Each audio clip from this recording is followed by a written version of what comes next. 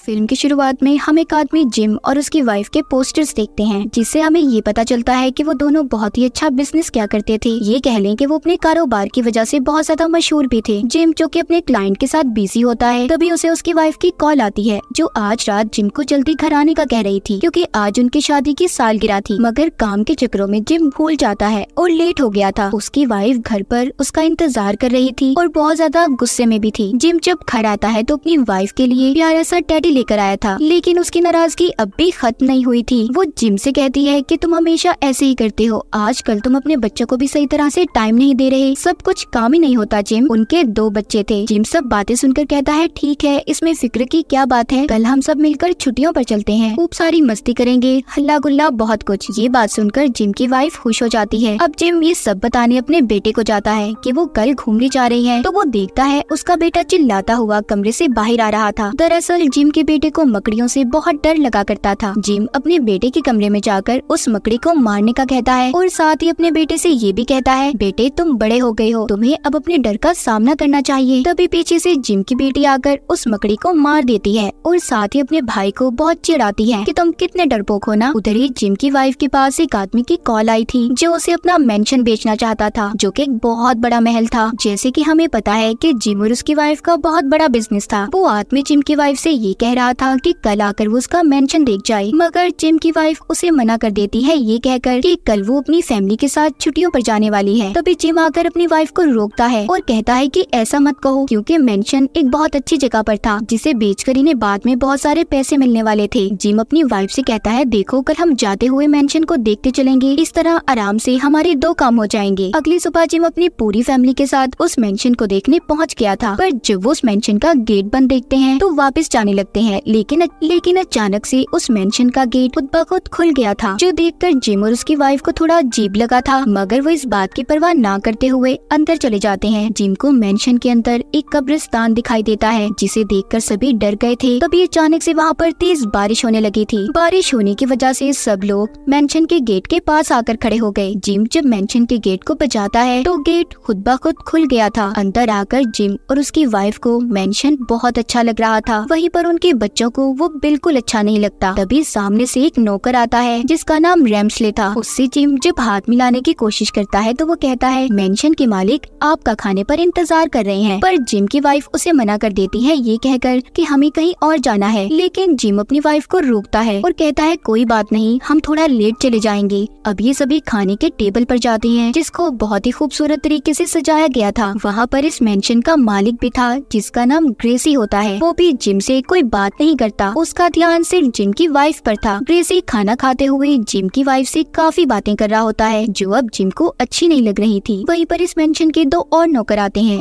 जो इनके लिए खाना लेकर आए थे। तभी वो नौकर रेम्सले खिड़की के पास खड़ा होकर इन्हें बताता है कि आज रात बहुत बड़ा तूफान आने वाला है, आप सबको यहीं पर रुक जाना चाहिए। ग्रेसी भी जिम की वाइफ से यही कह रहा था कि आज रात बहुत खतरा है, आप यहीं पर रुक जाओ। इसके बाद रेम्सले सभी को अपना अपना कमरा दिखाता है। कमरे में आने के बाद जिम की वाइफ उस पर बहुत ज्यादा नाराज हो रही थी। कहती है कि आज हम अच्छा भला अपनी फैमिली के साथ छुट्टियों पर जाने वाले थे, तुम्हारी वजह से हम यहाँ पर आकर फंस गए। मैं इस मेंशन के लिए मना करने वाली थी। इतना कहकर वो बाथरूम में चली जाती है, जिसके बाद उनके कमरे में रेम्सले आ गया था, जो जिम से कहता है कि हमारे मालिक को आपसे बात करनी है, वो लाइब्रेरी में आपका इंतजार कर रहे हैं। इसीलिए वो जिम को अपने साथ लाइब्रेरी में ले आया था, पर वहाँ पर उनका मालिक ग्रेसी नहीं था। रेम्सले जिम को शराब का गिलास पकड़ाकर कहता है, ऐसा करो तुम यहाँ पर हमारे मालिक का इंतजार करो, मुझे थोड़ा सा काम है, मैं यहाँ से जा रहा हूँ। इतना कहकर वो चला गया था। उसके जाते ही जिम से ग्लास नीचे गिर जाता है, जिससे वहाँ टेबल पर पड़ा एक स्टैचू मूर्ति भी नीचे गिर गई थी। उसके गिरने की वजह से वहाँ पर एक खुफिया दरवाजा खुलता है। जिम उस दरवाजे के पास जाकर वहाँ उस जगह के अंदर जाने लगता है। दूसरी तरफ जिम के बच्चे भी बाहर आ गए थे। उन्हें खेलते हुए एक बॉक्स मिलता है, जिसको जब वो खोलते हैं तो एक नीले रंग की जादुई बॉल हवा में लहराती हुई आगे जा रही थी। उधर जिम की वाइफ भी जिम को ढूंढते हुए कमरे से बाहर आ जाती है। वो वहाँ पर काम करने वाली नौकरानी से पूछती है, क्या आपने मेरे हस्बैंड को देखा है? जिस पर जब वो जिम की वाइफ का चेहरा देखती है तो उसे न जाने क्या हो गया था। वो नौकरानी डरकर भाग जाती है। तभी अचानक से जिम की वाइफ के आगे रेम्सले आ गया था। वो फिर उससे पूछती है, क्या आपने मेरे हस्बैंड को देखा है? वो कहता है, हाँ, वो लाइब्रेरी में है। जिम की वाइफ लाइब्रेरी में जाती है तो उधर ग्रेसी बैठा हुआ था, जो कहता है, मैंने भी यहाँ पर आपके हस्बैंड को मिलने के लिए बुलाया था, पर अब तक तो वो नहीं आए। चलो क्यों ना वो जब तक आ नहीं जाते मैं आपको ये सारा मेंशन दिखा दूं।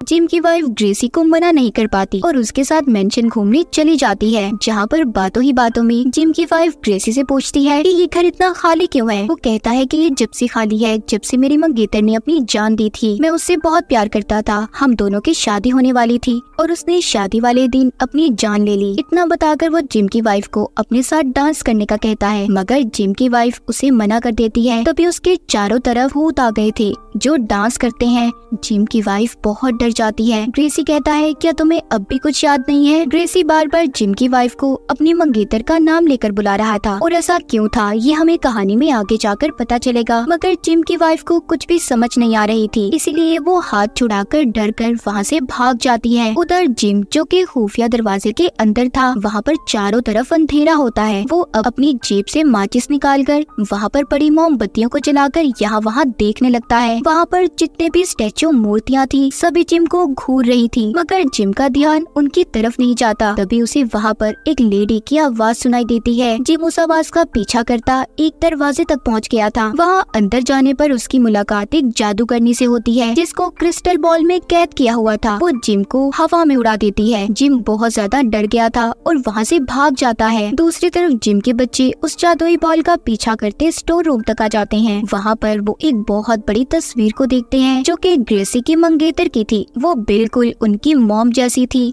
यानी कि जिम की वाइफ बिल्कुल ग्रेसी के मंगेतर की तरह लगती थी। तभी ग्रेसी ने भी उसे कहा था, क्या तुम्हें कुछ याद आया? अब वहीं पर मेंशन के नौकर आते हैं जो जिम के बच्चों को कुकीज देकर यहाँ से जाने का कहते हैं। अब जिम के बच्चे नौकरों से उस लेडी के बारे में पूछते हैं जिसकी इन्होंने तस्वीर देखी थी, यानी कि ग्रेसी के मंगेतर की। तभी वहाँ पर रेम्सले आ जाता है। नौकर उससे डरकर दोनों बच्चों को छुपा देते हैं। जब रेम्सले जिम के बच्चों के बारे में पूछता है तो वो नौकर झूठ बोल देते हैं कि उन्होंने उन्हें नहीं देखा। इधर जिम भी भागता हुआ अपने बच्चों तक पहुंच गया था। उसके बच्चे उसे भी वो तस्वीर दिखाते हैं। जिम सोचता है ये तो बिल्कुल उसकी वाइफ जैसी है। जिम को लगने लगा था कि यहाँ पर कुछ तो गड़बड़ जरूर है। तभी नौकर उसको बताते हैं, यहाँ पर जितने भी लोग हैं वो सब इंसान नहीं बल्कि भूत आत्माएं हैं और हम भी, जो किसी वजह से यहाँ पर कैद हैं। ये सुनकर जिम डर गया था। उसे कुछ समझ नहीं आता ये वो क्या करे। ये लोग अब इस भूतिया मेंशन में फंस चुके थे। तब वो नौकरानी ने बताती है कि आप लोगों को यहाँ से निकलने का हल एक जादूगरनी बता सकती है। ये नौकरानी उस जादूगरनी की बात कर रही थी जो एक क्रिस्टल बॉल में कैद थी, जिससे जिम डर कर भाग कर आया था। ये सब अब उस जादूगरनी के पास जाते हैं और उस तस्वीर वाली लेडी के बारे में पूछते हैं। वो बताती है कि उस लड़की से ग्रेसी की शादी होने वाली थी, लेकिन शादी से एक दिन पहले उसने जहर खाकर खुद को मार लिया। उसने ऐसा क्यों किया अब तक एक राज है, लेकिन इस सदमे को ग्रेसी ने बर्दाश्त नहीं किया और उसने भी अपनी जान दे दी। इसका मतलब ग्रेसी भी मरे हुए लोगों में शामिल था। ग्रेसी की आत्मा थी जो इनसे अब तक बातें कर रही थी। जादूगरनी बताती है कि ग्रेसी ने तुम्हारी वाइफ को अकेले ही आने का कहा था, यानी कि उस दिन जो कॉल आई थी वो ग्रेसी की थी, मगर गलती से तुम और तुम्हारे बच्चे भी यहाँ पर आ गए। अब ग्रेसी को तुम्हारी बीवी में अपनी मंगेतर नजर आती है। वो उससे शादी कर लेगा और अब किसी भी कीमत पर वो तुम्हारी बीवी को यहाँ से जाने नहीं देगा। जिम उस जादूगरनी से पूछता है कि मैं अपनी वाइफ को कैसे बचा सकता हूँ, कोई तो रास्ता होगा ना। वो जादूगरनी कहती है कि तुम अगर अपनी वाइफ को बचाना चाहते हो तो तुम्हें ग्रेसी की मंगेतर की मौत के राज को खोलना होगा कि वो कैसे मरी, जो कि एक बॉक्स में कैद है जिसकी चाबी कब्रिस्तान के अंदर तह खाने में एक कब्र में पड़ी हुई है। तुम्हें जाकर वहाँ से वो चाबी लानी होगी, जिसमें तुम्हारी मदद ये दोनों नौकर भी करेंगे। अब वो नौकर एक भूतिया बग्घी में जिम और उसके बच्चों को बिठाकर कब्रिस्तान में ले गए थे, जहाँ पर वो और भी बहुत सी आत्माओं को देखते हैं। खैर ये तीनों उस तह खाने तक पहुँच जाते हैं, मगर जिम का बेटा अंदर जाने से मना कर देता है क्योंकि उसे डर लग रहा था। इसलिए जिम अपने बेटे को बाहर ही छोड़कर अपनी बेटी के साथ अंदर तहखाने में चला जाता है, जहाँ पर उसे एक कब्र मिलती है जिसे खोलने पर उसे एक ढांचा नजर आता है। उसके हाथ में चाबी थी। वो जैसे ही उस चाबी को अपने हाथ में लेता है, वहाँ पर जितने भी मुर्दे थे सभी जाग जाते हैं वो मुड़ते अब जिम और उसकी बेटी के पीछे पड़ गए थे। किसी भी तरह बचते बचाते जिम अपनी बेटी को लेकर बाहर जाने वाले दरवाजे तक पहुंच गया था, लेकिन तभी तहखाने का दरवाजा बंद हो जाता है। अब जब जिम अपने बेटे को दरवाजा खोलने का कहता है तो उसके आगे बहुत सारी मकड़ियाँ आ गई थी, जिनसे वो डरने लगा था। जिम अपने बेटे से कहता है, बेटा डर का सामना करो। ये बात सुनकर जिम का बेटा हिम्मत करके दरवाजे को खोल देता है। अब ये सभी उस जादूगरनी के पास चाबी को लेकर आ गए थे, तो अब वो जादूगरनी इन्हें उस बॉक्स का पता बताती है। जब जिम उसके पास जाता है और उसे खोलता है, उस बॉक्स में से इन्हें ग्रेसी की मंगेतर का लिखा हुआ लेटर मिलता है, जो उसने अपनी शादी से एक दिन पहले लिखा था, जिसमें ये लिखा हुआ था कि मैं ग्रेसी से बहुत प्यार करती हूँ और कल हमारी शादी होने वाली है। मैं बहुत खुश हूँ। उस लेटर को पढ़कर इन्हें ये बात तो पता चल गई थी कि ग्रेसी के मंगेतर ने खुद को नहीं मारा, क्योंकि वो तो अपनी शादी को लेकर बहुत खुश थी। तभी वहाँ पर रेम्सले आ जाता है,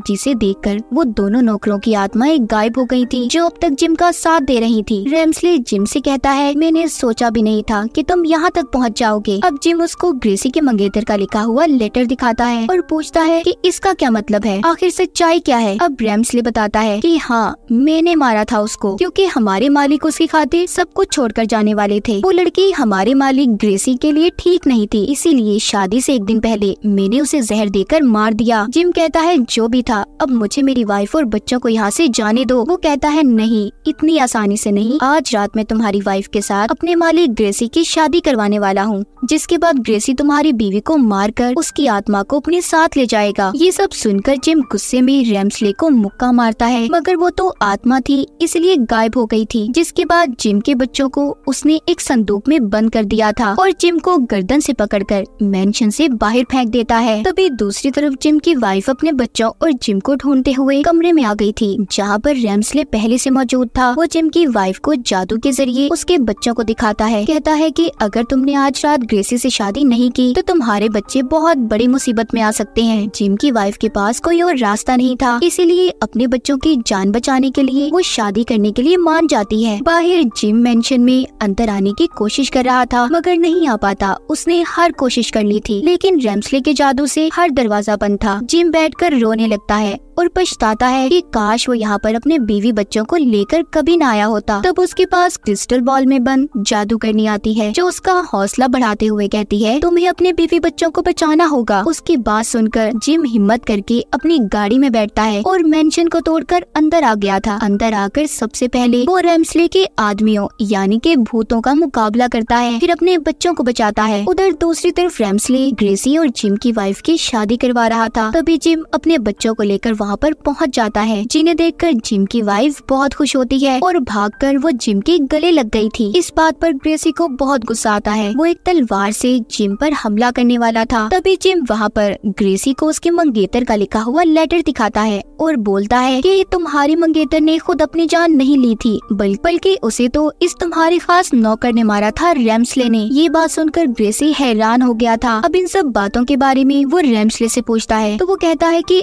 अगर उस वक्त आप मेरी बात मान लेते तो मैं उसे ना मारता। मैंने कहा भी था वो लड़की आपके लायक नहीं है, मगर अब बहुत हुआ, मैं यहाँ पर सबको मार दूंगा। इतना कहकर रेम्सले ने सभी बुरी आत्माओं को वहाँ पर बुला लिया था। पर तभी अचानक एक बहुत बड़ा आग का गोला रेम्सले की तरफ आकर उसे पकड़कर हेल दोज़ख में ले जाने लगता है, मगर रेम्सले जाते हुए जिम को भी पकड़कर अपने साथ लेके आया था। जिम भी भड़कती हुई आग में गिरने वाला था, लेकिन ग्रेसी उसे बचा लेता है। पर जैसे ही जिम बचकर बाहर आता है, उसकी वाइफ बेहोश हो गई थी। तब वो नीले रंग की जादुई बॉल जिम की वाइफ के अंदर चली जाती है। यहाँ पर हमें पता चलता है कि वो नीले रंग की जादुई बॉल कोई और नहीं बल्कि ग्रेसी की मंगेतर की आत्मा थी, जिसको रेम्सले ने अब तक कैद किया हुआ था। और जिम के बच्चों के आजाद करने के बाद वो ही थी जो अब तक इनकी मदद कर रही थी। अब जैसे ही ग्रेसी के मंगेतर की आत्मा जिम की वाइफ के अंदर जाती है, तो वो हवा में उड़ने लगी थी और फिर वो सबके सामने आती है। फिर उसने ग्रेसी को भी अपने प्यार के बारे में बताया कि वो उससे बहुत प्यार करती थी और कभी भी उसे छोड़कर नहीं जाना चाहती थी, लेकिन रेम्सले ने उसे मारकर उन दोनों को अलग कर दिया। और इन सब का शुक्रिया करती है कि जिम और उसके बच्चों की वजह से उसका सच सामने आया था, वरना उसकी आत्मा कभी आजाद ना होती। ग्रेसी ने जिम को मेंशन के कागजात दे दिए थे और खुद अपनी मंगेतर के साथ आजाद होकर हमेशा हमेशा के लिए हेवन यानी कि जन्नत में चला जाता है। जिसके बाद मेंशन में कैद उन सभी लोगों की आत्माएं भी आजाद हो गई थी जो यहाँ पर कैद थी। जिम और उसके बच्चों की वजह से यहाँ पर कैद आत्माएं आजाद हो गई थी। और इसी के साथ इस फिल्म की कहानी भी यहीं पर खत्म हो जाती है।